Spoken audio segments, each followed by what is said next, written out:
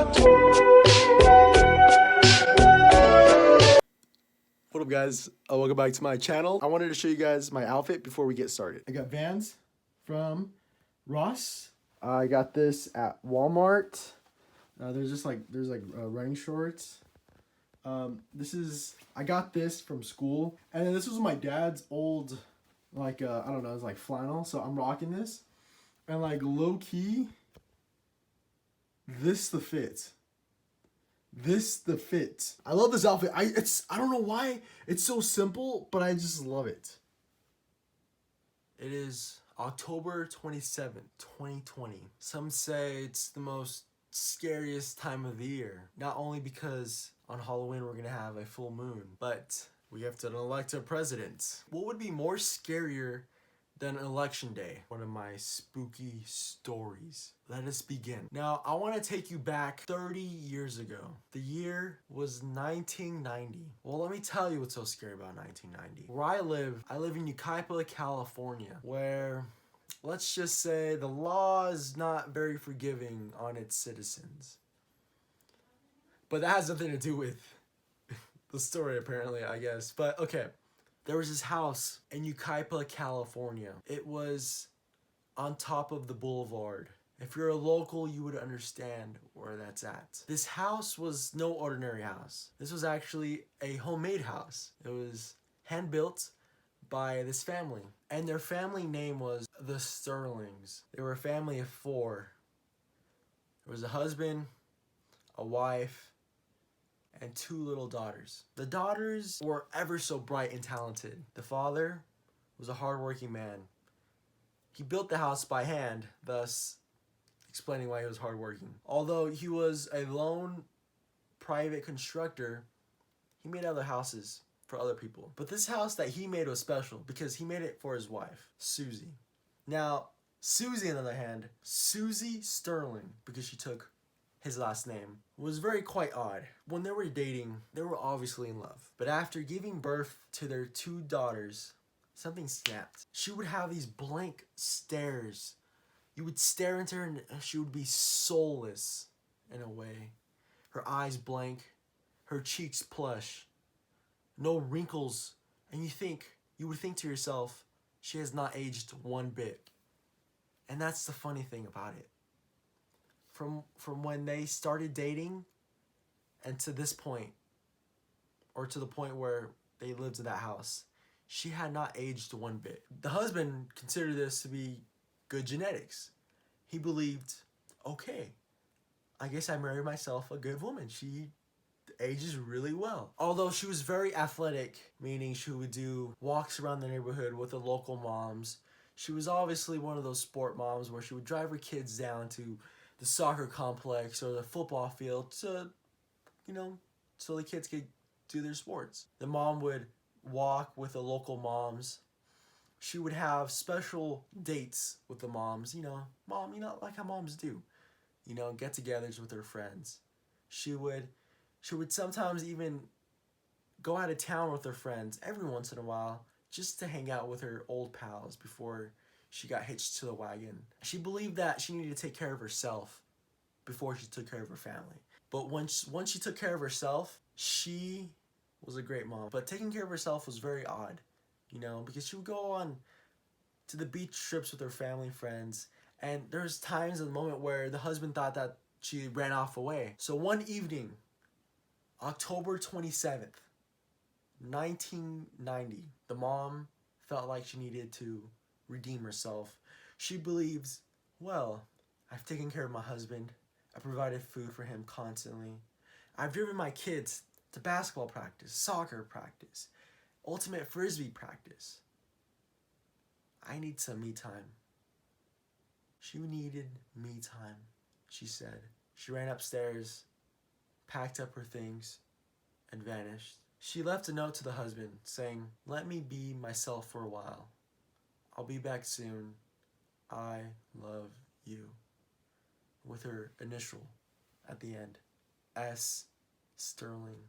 The husband thought nothing of this, figured, hey, she's having one of these moments again. I'm gonna let her enjoy herself, but I only hope she stays faithful. One night passes, the family's doing well. Daughters know what the mom's doing, which is taking care of herself. Second night passes, they don't even question it. Third night passes, fourth night passes. Now this is odd, because usually by the third night, they would get a message saying, "I'll be back soon," or I'm at this place. The third night, they didn't get that message. So by the fourth day, they were petrified, wondering, where's mom? Where's my beloved Susie? They thought this. They were worried. No notifications at all. So the father and daughter went around the city, knocking to every door of the neighbors. They were trying to find the neighborhood moms she walked with. So they went to the first door. "Excuse me, may I speak to your wife?" He replied, "I'm the only one that lives here." The husband thought, "That's odd, maybe I just got the house wrong." He goes to his next house, and he says, knocks, and a woman opens the door, and he says, "Do you know Susie Sterling?" She's like, "No, I've never heard that name." Third house, knock.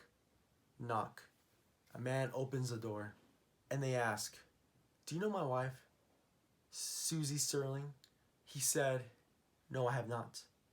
And the husband replied, "May I speak to your wife?" And the man says,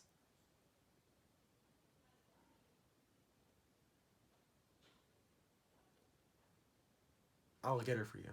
So he gets the wife, brings the wife, and they ask her, "Do you know where my wife went?" They said, "No." "Who's your wife?" And they said, "Susie Sterling." They could not find a single person that she walked with. Now, this was very odd because not a single person knew who the wife was. Since the 4 days passed, it was October 31st. They go home. The wind brushing through the house. Constant ding-donging because, it's Halloween.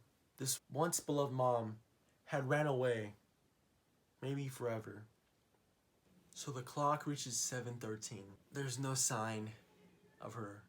Knock. The kids ran out to the window to see who it was. And guess who it was? Their mom. The husband runs over and says, "Susie Sterling." They open the door, but the mom is as stone cold as a rock. Her hands still positioned in the knocking form. Knock. She's knocking, even though the door is opened. So she's knocking at the air. The kids stepped back a little bit. The husband went forward and said, "Susie, are you okay?" She replied with, they brought her into the house. So they called a psychologist. Psychologist comes, analyzes her, gives her a few questions. But when the psychologist asks any questions, she replies with this. Psychologist closes his briefcase and asks for the husband to talk upstairs. The husband talks upstairs and he comes closer and says, "I'm sorry, sir. Your wife is suffering from a rare case that only happens to 1 out of 5 billion people. So it's only happened like 3 times. Husband's like, what is she suffering from? There's many medical science names that can describe it, but you're not familiar with it. There's a definition to what she's suffering from. It's from, you're so stressed, your thalamus part of the brain starts to malfunction. As your left brain deteriorates, the right brain deteriorates. The neurons in her brain transmitting information are not being recepted by the reuptators. The terminals in her mind are blocked. There's no reuptake, but there's no chemical messenger. Nothing is occurring in her mind. You see, your wife has gone silent. So as the husband and the psychologist walk down the stairs, he doesn't see the wife or his daughters. He turns around, the psychologist is gone. The husband goes through the closet, finds nothing, goes through all the rooms, turns on the lights, nothing at all. He stumbles outside, wondering if they're maybe in the car as she's escaping with the children. Cars are there. He gets on his knees and goes, "Why? Why?" And he felt something cold touch his neck. He's stiff. He feels oddly hot and cold at the same time. his feet getting warmer as his head gets colder. He's not moving. The noises in the street disappear. Children, one by one, start fading through the distance. He starts hallucinating. Crash! He passes out. He wakes up so confused, looking around as he's trying to figure out his way out of the house. He's walking, noticing the architecture, noticing how nice the house is. It's one of his dream houses that he's written down in his plans since he was a private constructor. He goes outside the door because he knows his way around the house and realizes it's one of the houses that he had written down in the books but never gotten down to make. He goes outside and goes, "Where am I?" Something behind him whispers, "It's your dream house." And his kids giggle. He was pranked. Yeah. So apparently, the wife was gone for like 4 days, right? She was actually meeting with the construction workers a couple miles away. And she was putting the final touches around the house. The kids weren't a part of it, but when the husband passed out, she told the kids that it was all a joke. She actually hired the psychologist to play along to this scheme. And since the husband was a hard-working father, the wife figured, you know what, I'm going to treat my husband with one of his dream houses he's never gotten to make. As that night, they go to bed. He thanks his wife one more time and says, "Thank you so much. Don't ever do that to me again." She says, "Don't worry, sweetie." As he goes to bed, she turns to her side. A blank face appears in her face. The wife still suffers. That's the scary story, guys. Low-key, I didn't want to send bad vibes to this world. Like, I'm gonna be like total 100% honest with you guys. I actually switched up what the ending was gonna be like. I actually got scared, like deadass. I was scared, so I switched it up. Even though it was supposed to be a scary story, I felt like it was still scary enough, and like low-key scared me. Even though I created the story, scared the shit out of me. Like low-key, it was gonna go like in a much darker direction that I anticipated, and then I'm like, that's too dark. So I didn't want to go there. Like I didn't I didn't want to think about that dark shit. So thank you guys for watching. I really do appreciate it. Have a great day. I'll talk to you guys later, and goodbye. This one's for you. I said, girl, why you keep calling? And I wonder, Is you ready? you don't need nobody else. Baby, you my everything. Give me a run for my money. Sipping bubbly, feeling lovely. Living lovely.